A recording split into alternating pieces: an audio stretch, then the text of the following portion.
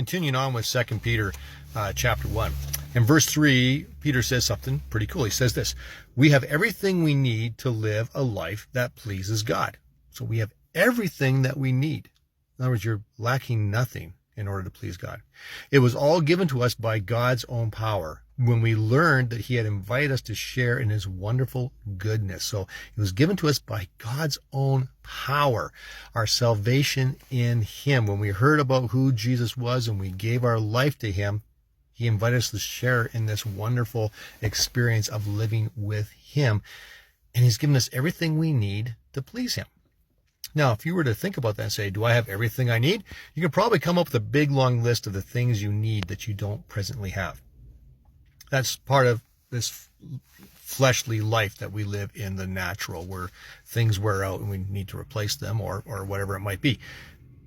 But everything we need to please God, we already have. And I think it's a matter of perspective when it comes to that. And what do I mean by that? Well, we could live to be 100 years old, which is really awesome. Some folks even live longer than that. If you live to be 100, good on you. That's amazing. And you may have done a lot of great things. You may have a great big house. You may have great grandchildren. You may have a long legacy of that, of a massive family. You may be maybe you solve cancer. You come up with the cure of that, and you have a fantastic legacy. All those things could be phenomenal, and it could be a really well-lived life. But here's the thing. In a couple hundred years, unless someone's reading a history book, you're probably not going to be even remembered. That's a sad thing. I hate to bring that to you. But we have this other life that's eternal, where we live in eternity with God. And that's going to be amazing. And honestly, that needs to be our focus. Why is that our focus? Because as good as this life is, and you want to live a really good life, God's given you the opportunity to live a good life here and to really impact a lot of people. And you want to do that for sure. But don't take your mind off eternity. Eternity is actually really, really important, because it is eternity.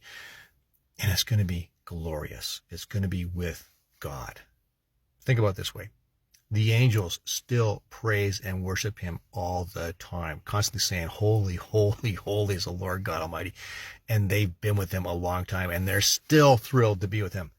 How much more is it going to be for us? So keep your mind on the prize. He's given you everything to please him. So please him.